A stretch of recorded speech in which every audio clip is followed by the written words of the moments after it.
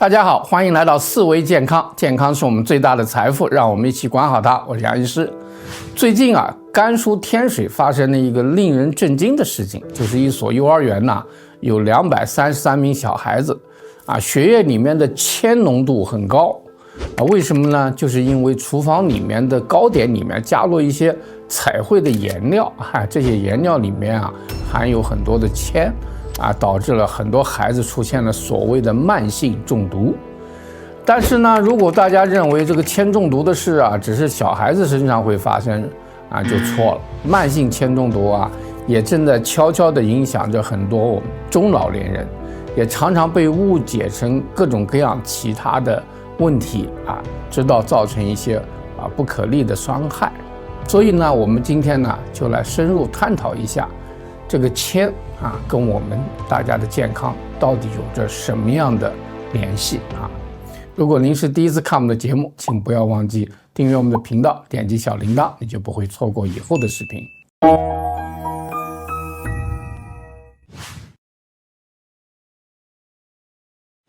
首先我们来说一下铅它是一种什么样的毒它是一种重金属，它进入人体之后它没有任何的安全剂量不是说有多有少到一定程度它就是安全的，都没有，是无论大人小孩都会受到损害。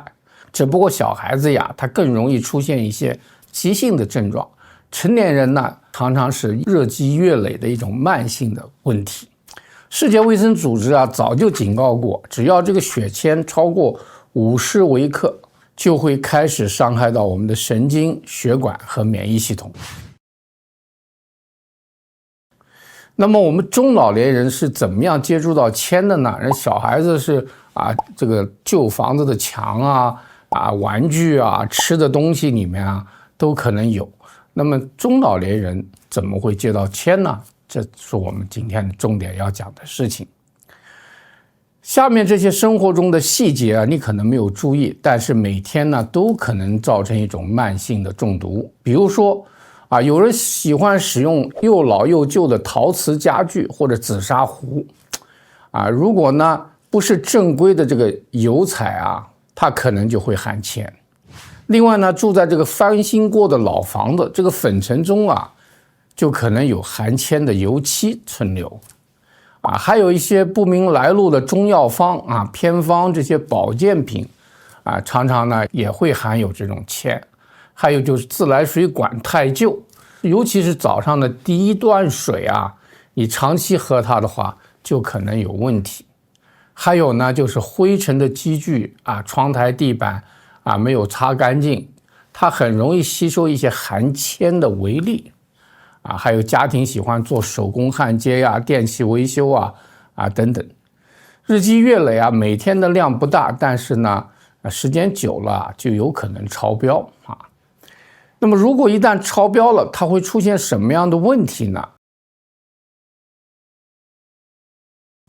大家要看看最近有没有这样的情况，比如说你会不会感觉累、头疼、睡不好觉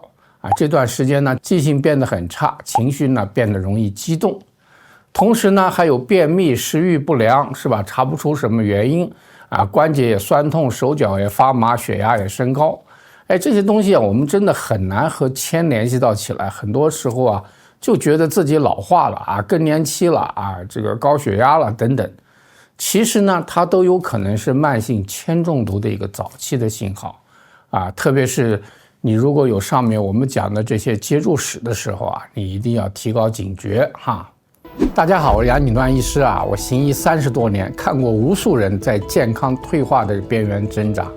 其实我们不是因为变老了才退化，而是因为退化了才变老。这就是我设计这门抗衰老课程的初衷。我们从人体的4个维度，就是结构、生化、能量和灵魂，重新校准我们的身体启动我们内在的自愈的力量。不用打针，不用吃药，我们用中医的智慧、营养科学和现代研究，真正活出年轻、稳定又有力量的自己。如果您常常疲劳、睡不好、记忆力下降，或者想延缓老化、优化功能的话，这门课你值得拥有。健康啊，是我们最大的财富，让我陪你一起守住它。那么急性中毒和慢性中毒有什么样不同呢？是吧？这个急性中毒啊，通常是因为一次大量性的暴露啊或者误食，所以呢，它常见在什么孩子呀、工人呐急性事故的现场。那个慢性呢，它就是一个长期的低量的反复的接触中老年人住在老旧的房子里的人比较容易出现。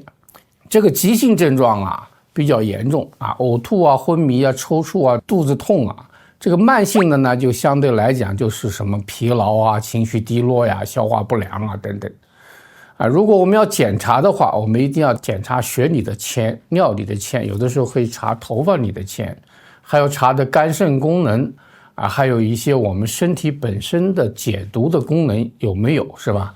在治疗方面嘛，当然了，你首先要远离这个污染源那么可以用一些螯合剂进行治疗。所以螯合剂呢，就是把重金属结合起来从小便里面排掉所以呢，检查是第一步的不能够等到出现明显的病变才发现太晚。这重金属有很多，有铅、有汞、有铜，是吧？这些呢都是需要注意的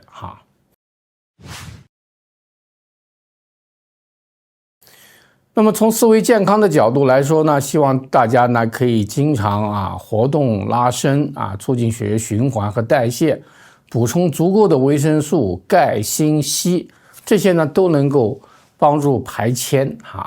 饮食当中呢加一些绿豆、黑木耳、茵陈、山药、芹菜这些呢都是很重要的。平时保持一个良好稳定的情绪规则的作息时间这些呢减少精神压力。最重要的是我们自己要关照好自己的精神世界和人际关系，这个亲朋好友的关系都很重要，是吧？当然呢，你如果是爸爸妈妈、爷爷奶奶的话，也要提醒自己的孩子、孙子经常注意这个血铅的问题我们经常说防病要从小做起，其实呢，从中老年阶段也有很多需要防病的问题这个铅呢，它不会敲门通知你，它默默的给你积累，给你伤害。所以呢，大家现在开始呢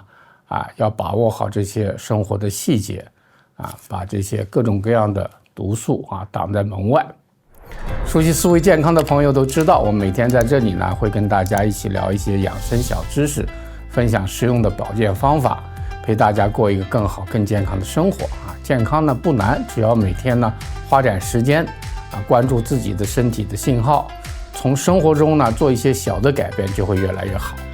如果您觉得这些内容对你有帮助的话，欢迎您订阅我们的频道，打开小铃铛，我们每天准时在这里呢陪大家说一说健康的事儿。在这过程中也希望你把节目分享给你关心的亲朋好友，让我们大家一起健康